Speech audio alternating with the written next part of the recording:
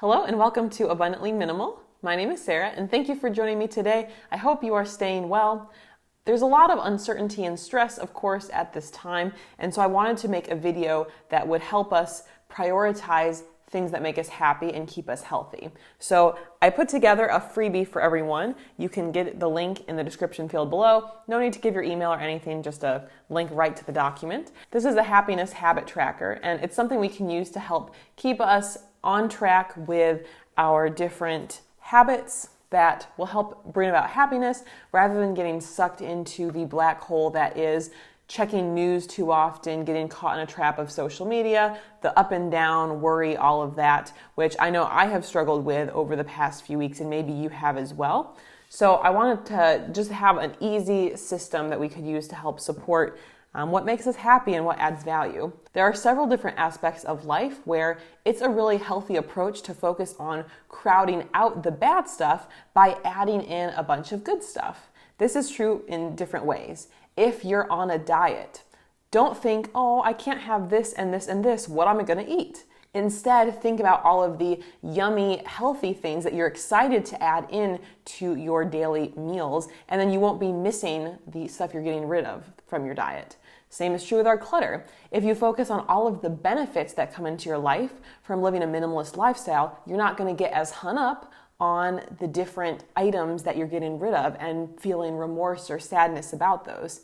Same is true for our habits. If we put good habits into our schedule, it automatically starts to crowd out the bad habits because you don't have time, or you'll feel so good after doing some of that healthy habits and the habits that promote happiness that you won't really want to go back into some of those habits that don't make you feel as good.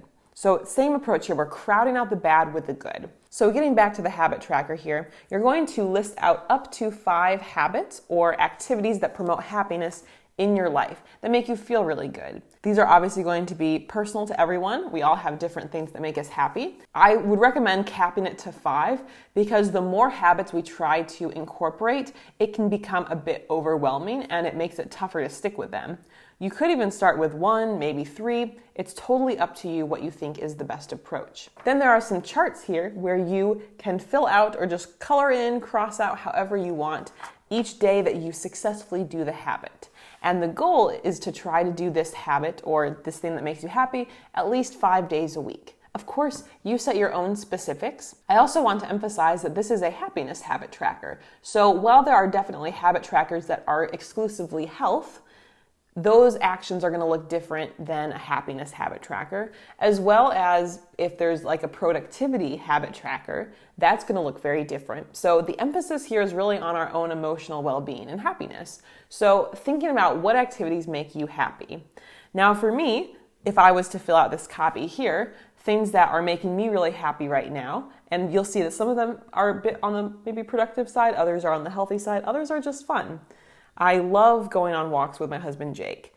One of my favorite parts of having him home with teaching online and distance learning is that I get to spend more time with him. So we are honestly going on about an hour walk every day. And normally when it's just me, I'd maybe do like a half hour to 40-minute walk. I guess it was also because that was winter, but that's a priority. I want to do that every single day. And so far, I think we've pretty much done it most days. For me, another one is to be listening to music and dancing a little bit every day. I've been listening to a lot of music recently, and I find that music is something that can always lift my mood.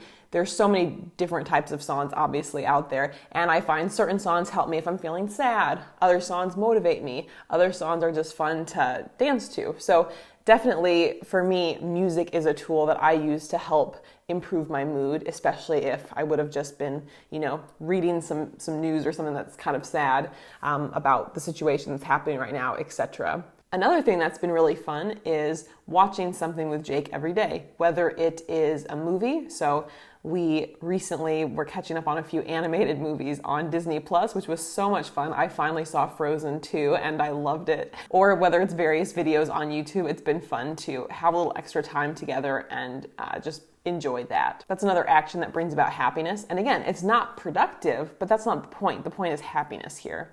And then I also really enjoy being creative, so I like to try out new recipes or just create fun food combinations. So we've had a lot of fun meals together over the last few weeks or so, and if I'm doing something new creatively in the kitchen, that gives me a lot of joy, whatever it is. And I also love creating digital resources. That's a passion of mine, and probably no surprise since that's what I'm doing full time now. So whether it's being able to put my efforts into a video or creating different resources like this and some of my teaching resources, that's a passion project for me, and I don't think I would feel as happy if I wasn't working on something related to that each day. So that one is a little bit more productive. Obviously these will range, but it's about what's doing best for you and going to keep you in that positive headspace. And finally, this is not something I included on the form, but it could be helpful if you find that there are certain activities that are draining to you to limit them. A big one, which I have talked about as well as many of you have mentioned on some of my past videos,